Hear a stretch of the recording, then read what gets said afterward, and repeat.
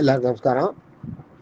இன்னைக்கு அமல்நாதி பிரான் திருப்பாணர் அருளிய அமல்நாதி பிரான்ல 9வது பாட்டை சொல்றேன், கேட்டுங்க.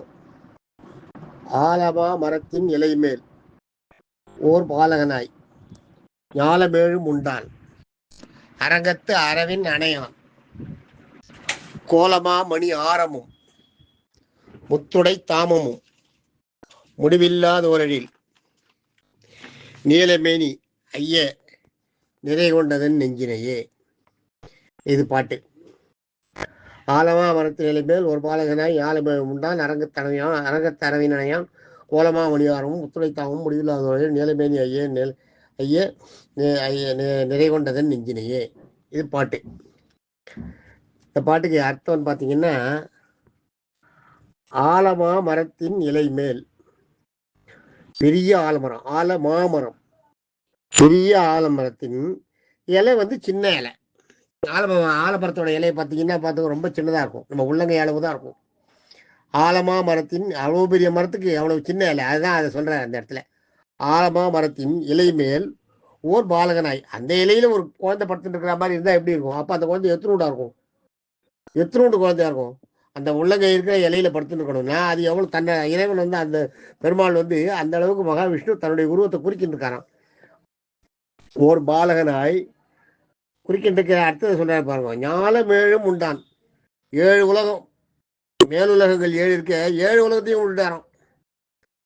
அதுதான் அந்த சின்ன குழந்தைன்னு சொல்றது காரணம். அதான் சின்ன குழந்தையா இருந்து 7 உலகத்தையும் மூழ்கினாராம். ஏன்னா இந்த பிரளயத்துல இந்த உலகத்துல இந்த உலகங்கள்லாம் மூழ்கி இல்லாத போயிடும், அதனால இதை மறுபடியும் படைக்கணுன்றதுக்காக அந்த 7 உலகத்தையும் முழுங்கிட்டாராம்.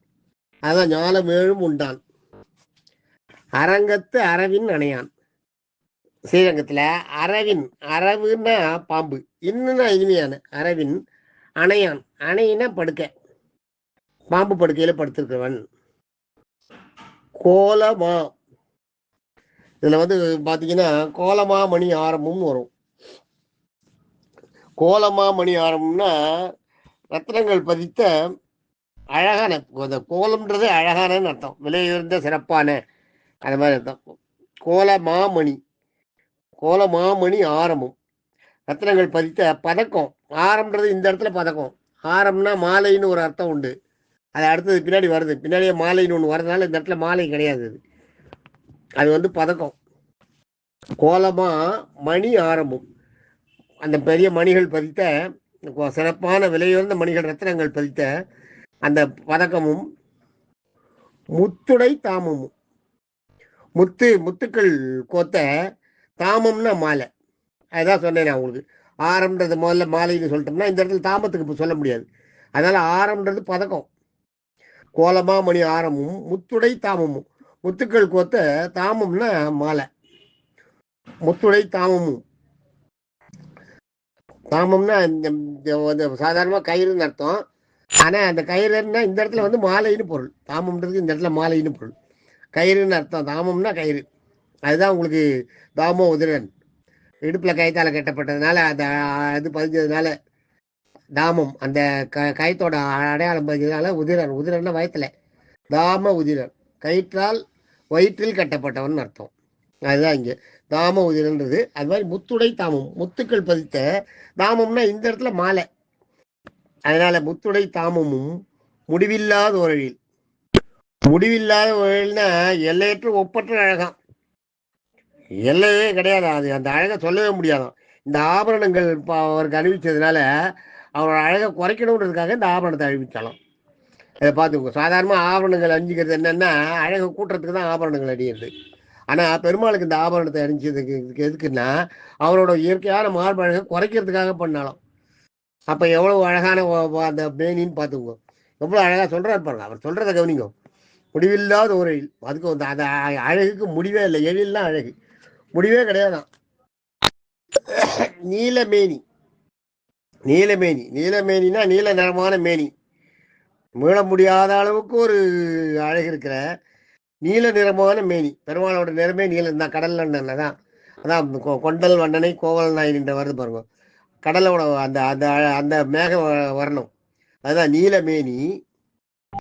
மொத்தமா நிறை கொண்டது ஐய ஐய ஐயா. அந்த இடத்துல இந்த இடத்துல ஐயோன்றது நம்ம சொல்ல வேண்டாம். அப்போ ஒரு தடவை சொன்னேன் இல்லையா, ஐயோன்னு இனிமேல் அந்த இடத்துல வந்தாலும் நம்ம ஐயோன்றதை சொல்ல மாட்டேன், ஐயான்னு வச்சுக்கலாம். ஐயா ஐயா நிறை கொண்டதுன்னு நெஞ்சினியே. என் மனசை வந்து சுத்தமாக அப்படியே கொள்ளையடிச்சிடுது. திருப்பி மீள முடியாத அளவுக்கு திருப்பி நீங்கள் அந்த மனசை வாங்கணுன்னா முடியாது. அதான் பேரானந்தம், ஆனந்தம்னு வைப்பாங்க. அதான் பிரகலாதம், பிரகலாதம்னாலேயே ஆனந்தம். அக்லாதம்னா பேரானந்தம், ஞாபகம் வச்சுக்கோங்க. அதான் அக்லாதம்னு அந்த சான்ஸ்கிரிட்ல அக்லாதம்னா பேரானந்தம், பிரகலாதம்னா ஆனந்தம். நீலமேனி ஐய நிறை கொண்டதன் நெஞ்சினியன்னா நெஞ்சு பூரா நம்பிட்டு அவரோட அந்த அழகே மனசை பூரா அப்படியே வியாபிச்சிருக்கான், எங்க பார்த்தாலும் வியாபிச்சிருக்கான். அதை சொல்றாரு, அவ்வளோ அழகா சொல்றாரு. அந்த மாதிரி அந்த அந்த அந்த இது வந்து அந்த மாதிரி ஒரு இது அப்படிப்பட்ட ஒரு அழகு, பெருமாளோட அழகு அப்படிப்பட்ட ஒரு அழகு. அதை சொல்றாரு இங்க. பெருமாளோட முத்திரை தாவும் முடிவில்லாத வழி. இந்த இப்ப வந்து அவர் என்னன்னா முழுசா அந்த உருவத்தை பார்க்குறார். இதுக்கு முன்னாடி அவர் பார்த்தது என்னன்னா உடம்புல ஒவ்வொரு பாகமா பார்த்துட்டு வந்தார் பாருங்க. முதல்ல கண்ணு, அப்புறம் ஆடை, ஒவ்வொரு பாகமா பார்த்துட்டு வந்தார் பாருங்க. 10 இது 2, 3வது என்ன அவர் பார்த்தது ஆடை பார்த்தார். 3வது தொப்புள், தொப்புல பார்த்தாரா. 4வது வயிறு, திருவயிற்றுதிர பந்தம் என் உள்ளத்தில் உள்ள உலாகின்றதேன்னு சொன்னார் பாருங்க, அது அது 4வது வயிறு. 5வது வந்து மார்பு. அந்த அந்த அவரோட மார்பு இருக்க அந்த அழகு, அதான் அந்த அந்த அந்த மார்பு தான் இந்த பாட்டில் சொன்னார். இந்த இதெல்லாம் வந்து இந்த இந்த இந்த ஆபரணங்கள்லாம் அனுபவிச்சதுனால அவரோட மாறு அழகு குறைஞ்சி போச்சோம். ஆக்சுவலாக அவரோட மார் வந்து இன்னும் அழகாக இருக்கும். அந்த ஆபரணங்களை அனுபவிச்சது எதுக்குன்னா அவரோட மார்பு அழகை குறைக்கிறதுக்கான். அதனால மார்பு. அப்புறம் வந்து கழுத்து, கண்டம். கண்டத்தை கண்டம் தான் கழுத்தில் இருக்குது இல்லையா, முற்ற முற்ற கண்டம் கண்டீர். அதுக்கு அடுத்தது வந்து பெண்கள் இது கண்ணு, மொத்தமாக கண்ணு. முதல்ல வந்து கண்ணுக்குள்ள கருவி, இப்போ வந்து அவரோட கண்ணு. இதுக்கு நடுவில் வாய் ஒன்று வரும், அது அந்த வாயை இது பண்ணிக்கிறார். கழுத்து, வாய், அப்புறம் கண்கள், அதுக்கப்புறம் மொத்த மேனி.